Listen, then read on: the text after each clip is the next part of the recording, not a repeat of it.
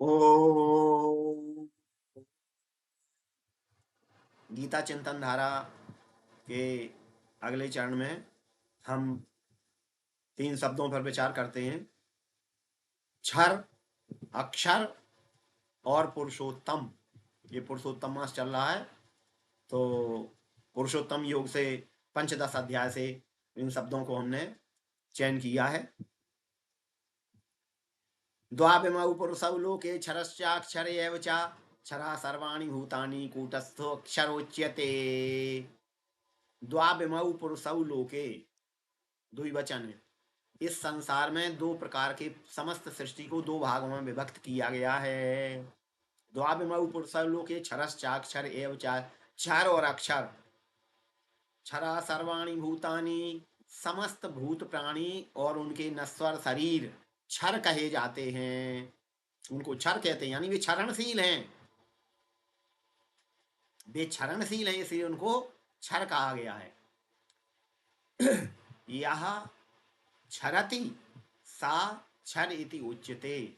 जो नष्ट होते हैं, क्षरणशील हैं, उनको क्षर कहा जाता है।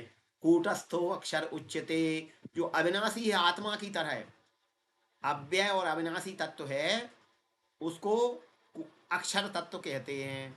वो कहते हैं, भगवान कहते हैं वो मेरा ही स्वरूप है। वो आत्मा, अविनाशी जीवात्मा जो है, वो मेरा ही स्वरूप है, उसको अक्षर तत्व कहा जाता है। अब ये क्षर और अक्षर शब्द कहाँ से लिए हैं? वही प्रभाव है जो हमने बताया था 216 का, सत और असत। तो पहले असत आया, ना भाव, ना सतो विद्यते भावो, असत का भाव नहीं होता। तो जिसको असत कहा है द्वितीय अध्याय के 16वें श्लोक में, वो ही 15वें अध्याय में भगवान ने उसी को क्षर कहा है। क्षरा सर्वाणि भूतानि कूटस्थो अक्षरोच्यते। और इसी को व्यक्त कहा है। अव्यक्तादीनि भूतानि व्यक्त मध्यानि भारत अव्यक्त निधनान्येव तत्र का परिदेवना। इन्हीं को व्यक्त और अव्यक्त अविनाशी आत्मा को अव्यक्त कहा है, वो अव्यक्त है। अब देखिए, क्षर और अक्षर को सत, असत और सत, अक्षर को सत कहा है। क्षर जो है वो असत है और अक्षर सत है। इसी प्रकार अव्यक्त अक्षर जो है अव्यक्त है और जो क्षर है वो व्यक्त है। अब आइए 7वें अध्याय के 4 और 5वें श्लोक पर। उसमें जो अपरा प्रकृति और परा प्रकृति कही गई है, वह भी इसी अपरा प्रकृति पूर्व असत है और परा प्रकृति सत है। और इन्हीं शब्दों को इस अध्याय में क्षर अक्षर नाम से कहा गया है।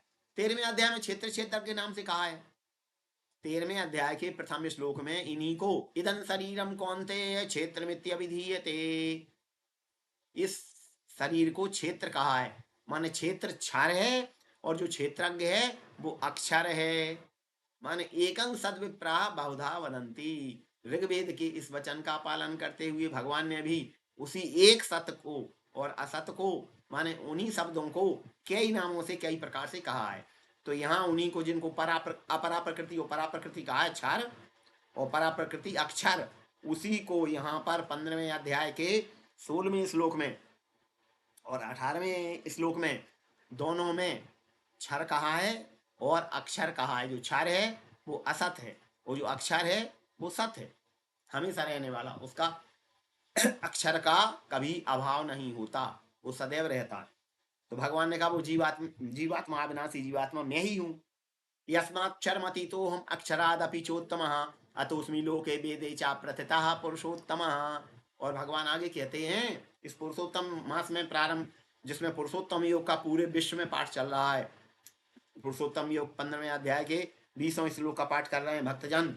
भगवान कहते हैं यस्माक्षरमति तो हम, मैं क्षर से भी अतीत हूँ, ऊपर हूँ। जैसे गुणातीत, कोई द्वंद्वातीत हो जाए, गुणातीत हो जाए, ऐसे भगवान कह रहे हैं मैं क्षर से बहुत ऊपर हूँ। क्षर से मैं अतीत हूँ, अत्यंत ऊपर बैठा हुआ हूँ। और अक्षरादपि चोत्तम, और अक्षर से भी चोत्तम चा उत्तम, और अक्षर से भी उत्तम हूँ मैं। उस अविनाशी जीवात्मा तो मेरा अंश है, उससे भी मैं उत्तम हूँ। और मैं अंशी हूँ तो अंशी उत्तम है, बराबर है वैसे, लेकिन अंश अंश एक बिंदु है और अंशी सिंधु है। जैसे अवतारी और अवतार, कृष्णस्तु भगवान स्वयं, कृष्ण भगवान स्वयं भगवान है, स्वयं नारायण है, शेष 10 अवतार कहे गए हैं। तो इसी प्रकार उन्होंने कहा कि मैं अक्षर से तो अतीत हूँ ही और मैं अक्षर से भी उत्तम हूँ। अतो अस्मि लोके वेदे चा प्रथितः पुरुषोत्तमा। इस कारण अतः अस्मि, इस कारण मुझको ही लोक में, संसार में और वेद में, शास्त्रों में पुरुषोत्तम नाम से कहा गया है। इसलिए भगवान को हम पुरुषोत्तम कहते हैं। अब भगवान आगे कहते हैं अपना महत्व। यो मामेव सम्मूढ़ो जानाति पुरुषोत्तमम सा सर्विद भजति माम सर्वभावेन भारत। हे अर्जुन, जो असमूढ़ पुरुष, सम्मूढ़ नहीं है, वो मूढ़ नहीं है, बल्कि ज्ञानी है, जो ज्ञानी पुरुष को मुझको पुरुषोत्तम समझते हैं कि मैं इस क्षरणशील शरीर और आत्मा से भी श्रेष्ठ पुरुषोत्तम हूं। भगवान ने गीता का उपदेश उत्तम पुरुष में दिया है। वो कह रहे हैं मैं हूं उत्तम, मैं ही ब्रह्म हूं। तो उन्होंने कहा मैं जानाति पुरुषोत्तम, जो मुझको पुरुषोत्तम जानता है, सा सर्वविद भजति माम सर्वभावेन भारत।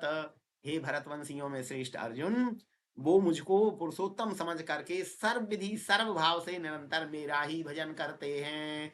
जैसा कि आज पुरुषोत्तम मास में सभी लोग पुरुषोत्तम योग का पाठ कर रहे हैं और भगवान का भजन कर रहे हैं। तो भगवान ने क्षर, अक्षर और पुरुषोत्तम तीनों की परिभाषा बताते हुए और कहा कि मैं क्षर से और अक्षर से अतीत हूं और मुझको लोक में और वेद में पुरुषोत्तम कहा जाता है। और जो इसको तत्व से जान लेता है, जो ज्ञानी पुरुष कि मैं पुरुषोत्तम हूं, वह निरंतर सतत मेरा ही भजन करता रहता है।